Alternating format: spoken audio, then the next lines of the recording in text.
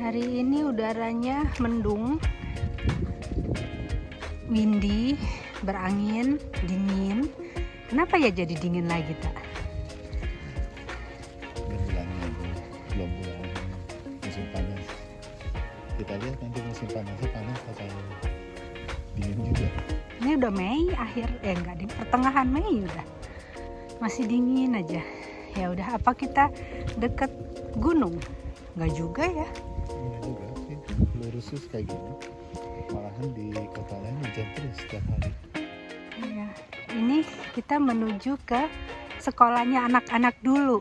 Maksudnya sekarang anak-anak udah nggak di sini lagi, udah kuliah sama udah masuk SMA. Ini sekolah secondary yang dekat rumah kita. Ini dari 7P primary 7 sampai OSP primary 11. Dibilangnya P, tapi udah SMP. Gimana? Sistemnya aja tuh. Ya. Jadi gitu. Itu sekolah yang wajib sekolah. Bagus sih. Lumayan gede. Terus itu di situ kantin sama Perpustakaan. iya. Baru itu. Baru tahun 2018. Tuh di situ. Nah, di belakangnya itu untuk olahraga, gym sama ada lapangan basket, lapangan bola kecil lah. Gitu.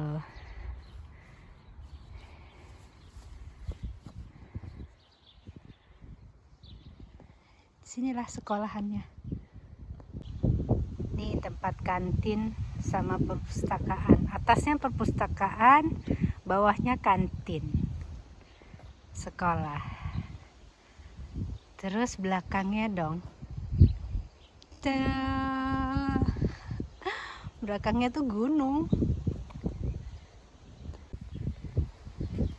Nih belakangnya sekolah itu luas banget. Biasanya kalau olahraga suruh lari, ini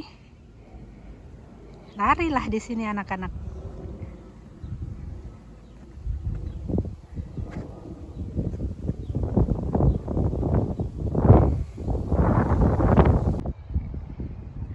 Nih belakang sekolahnya juga ada kuda-kuda.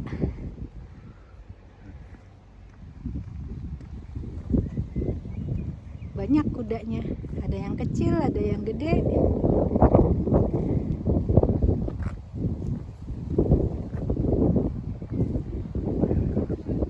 Ada yang poni, bukan poni kali, tak ya, emang rasnya kayak gitu kali, kecil gitu.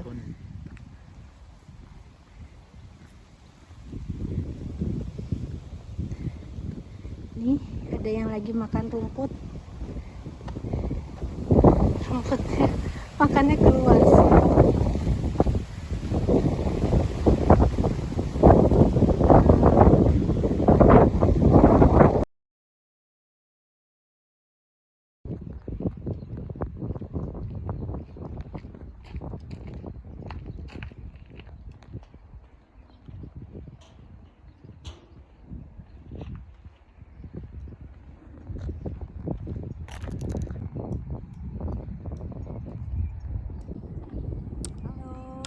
Halo, Ketemu lagi. video kedua. Ini part 2-nya. Tanya jawab. Yang mau dibahas hari ini yaitu sekolah, pendidikan dari mulai SD, primary sampai universitas. Terus apalagi Pak? Ya, seperti juga di Indonesia, pertama sekolah dasar, primary school, oke. Di bagian Swiss Prancis disebutnya primaire. Itu untuk untuk anak-anak yang sampai umur wajib sekolah sekelas sampai SMP itu seluruh biayanya sih ditanggung sama pemerintah ya. Jadi untuk jadi nggak ada uang sekolah.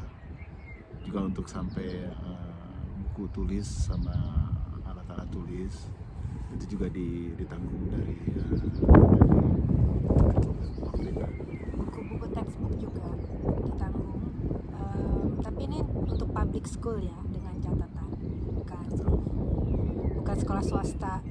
Kalau sekolah swasta kita nggak tahu, soalnya kita masukin anak-anak ke public school yang mana udah cukup bagus banget malah kalau Malah dibilang. bagus banget ya di sini.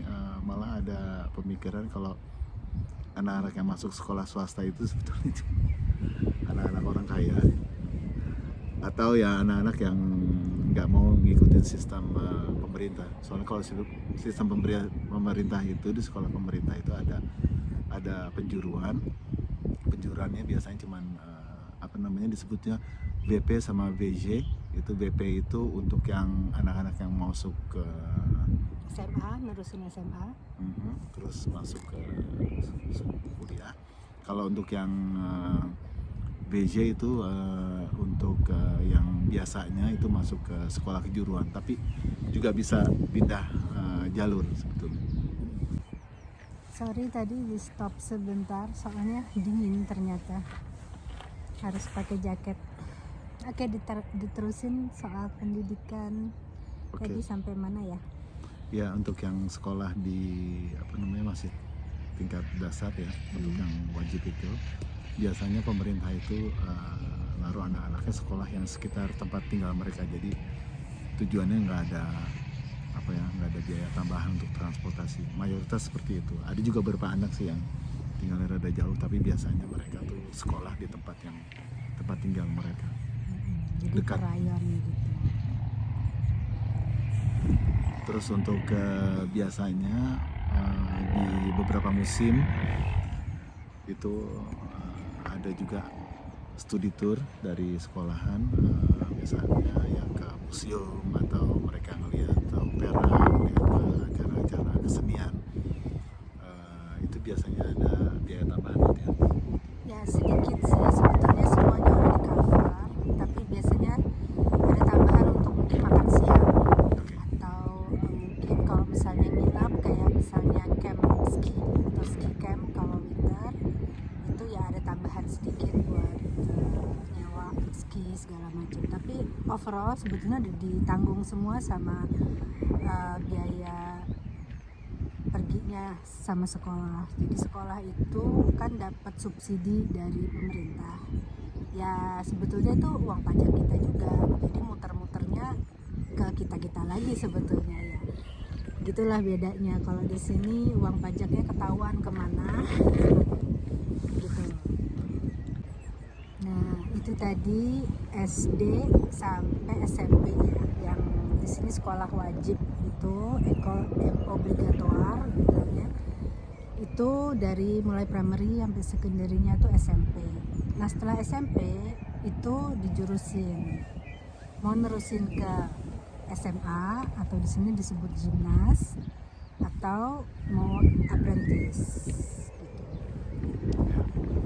Kalau masuk ke SMA atau gimnas di sini itu karena udah bukan wajib sekolah, itu ada biayanya. Tapi biayanya juga itu sebetulnya sangat terjangkau ya. Satu semester itu 750 franc untuk per anak. Untuk anak yang kedua itu ada diskon. Jadi kalau misalnya punya 2 anak misalnya, itu satu anak itu biayanya 500 franc per semester. Kalau misalnya orang tuanya itu nggak mampu, bisa mengajukan minta keringanan. Biasanya dikasih dari pemerintah. Ya, jadi sebetulnya biayanya itu 750 franc. Tapi kita dapat keringanan kalau punya anak kedua yang masih bersekolah juga. Itu 250. Jadi makanya bayarnya per semester tuh 500. Terus kalau nggak bisa bayar atau minta keringanan dari pemerintah juga bisa mengajukan. Kalau anaknya tetap mau sekolah bisa gitu. Jadi nggak akan putus sekolah karena biaya. Sebetulnya ada cara-caranya supaya anak itu bisa tetap sekolah. Itu semua yang tadi kita kasih tahu itu dengan catatan masuk ke sekolah pemerintah ya, sekolah negeri gitu. Tapi di sini di Swiss itu sebetulnya kalau untuk ya ada juga sekolah-sekolah negeri, sekolah-sekolah swasta ada juga, tapi biasanya pendidikan itu mayoritas itu yang dipegang itu sama sekolah-sekolah sekolah pemerintah. Apalagi kalau udah masuk universitas itu sangat jarang sekolah swasta di sini. Hampir semuanya itu universitas negeri. Ya sebetulnya karena kualitasnya udah bagus ya, jadi ngapain juga gitu ke swasta, di yang publik aja yang punya negara gitu, yang negeri kalau Indonesia bilang itu udah bagus. Contohnya seperti di Lausanne itu ada EPFL, terus di Zurich itu ada ETZ itu yang udah bisa dilihat ya, itu ranking berapa dunia, itu bagus banget. Jadi ya nyekolahin sampai kuliah itu di sini sayang banget kalau enggak dipakai ya Pak. Iya. Kalau untuk biaya ya, untuk kalau pemerintah sekolah universitas negeri, sebetulnya biaya pendidikan di Swiss itu sangat murah ya, sangat murah. Itu satu semester itu sekitaran 500 sampai 750 franc gitu ya. Kalau dibandingin negara-negara Eropa yang lain itu sangat-sangat rendah, tapi sangat kompetitif untuk masuk ke sekolah sini, ke universitas di Switzerland. Mereka itu harus mengikuti sekolah sistem Swiss ya. Jadi kalau misalnya dari SMP SMA udah masuk ke jalur untuk ke kuliah, mereka udah nggak ada lagi tes untuk masuk ke universitas. Tapi kalau misalnya untuk yang misalnya dari negara tetangga atau dari negara-negara lain yang mau masuk kuliah di Swiss, mereka juga akan dikenakan biaya yang sama dengan orang lokal, tapi untuk masuk itu sangat kompetitif, ada tesnya. Ya, jadi sebetulnya pendidikan itu direcord semua ya sejak SD. Jadi kalau misalnya sekolahnya di Swiss dari SD, ya pasti nilainya kan udah tahu tuh. Ini anak bisa masuk, bisa ngikutin kuliah apa enggak. Sebetulnya udah kelihatan gitu loh. Jadi makanya untuk masuk universitas kalau udah lulus SMA itu bisa dibilang kalau kamu mau sekolah lanjutin pasti bisa. Tapi nanti begitu sudah di universitas kamu bisa bertahan apa enggak. Soalnya setiap ujian itu ada sistem gugur. Jangan salah, teman-temannya anak-anak itu ada yang ngambil kedokteran, bisa semua masuk gitu ya.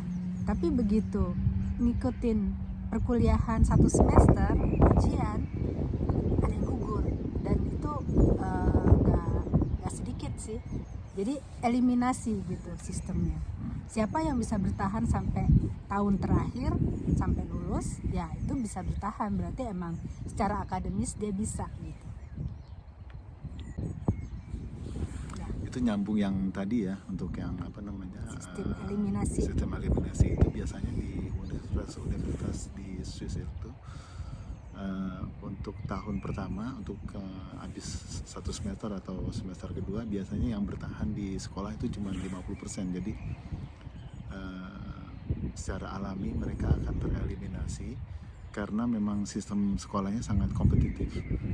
Untuk tahun-tahun berikutnya ya tergantung kalau itu anaknya masih mau bertahan atau tidak gitu. Soalnya memang sangat demanding. Ya. Tugas-tugasnya demanding, ujiannya juga nggak gampang.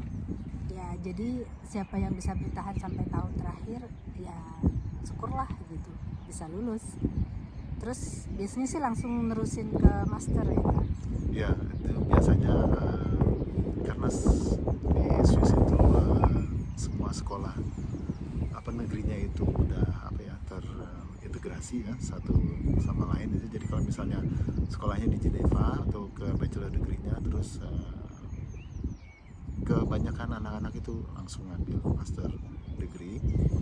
Bisa master degree-nya itu di universitas yang sama atau mereka pergi ke kanton yang lain untuk ngurusin master degree-nya. Kalau yang interkantonal harus daftar lagi, tapi cuma daftar lagi aja. Kalau misalnya kuliahnya di Geneva, mau master di Geneva, itu bisa langsung sih. Ya gitu, secara garis besar sekolah di Swiss itu gimana? Mulai dari TK, SD, SMP, SMA. Sebetulnya kalau misalnya yang sulit di sini ini dibilangnya garderi. Garderi itu nursery gitu, penitipan anak yang sebelum umur sekolah. Jadi kalau misalnya di Indonesia dibilang playgroup atau apa ya? Sebetulnya kalau garderi itu sebelum playgroup ya, itu masih anak masih Nursery ya. Nursery ya.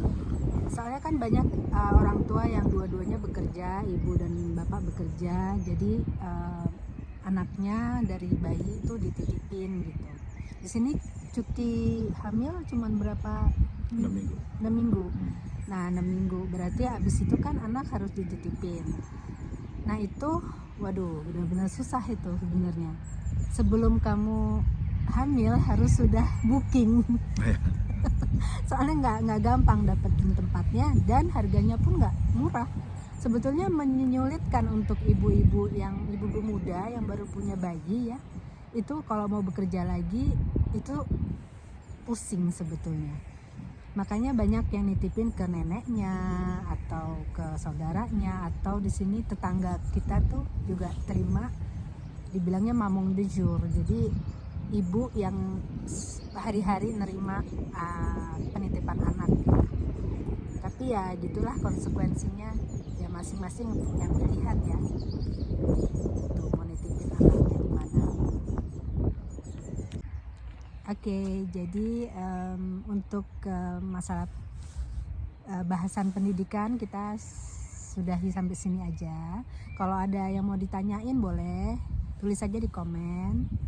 Terus ya mohon maaf kalau videonya mungkin ngebosenin, mungkin kurang menghibur atau terlalu seperti kuliah bikin ngantuk. Maaf ya, namanya juga kita baru mencoba bikin vlog begini. Oke deh kalau gitu, untuk selanjutnya mungkin part 3 Tata mau bahas itu ya, asuransi. Ya asuransi di sini. Asuransi itu ada asuransi kesehatan, ada asuransi rumah, asuransi mobil, asuransi kecelakaan, asuransi semua di asuransi, telepon juga kalau mau di asuransi ya.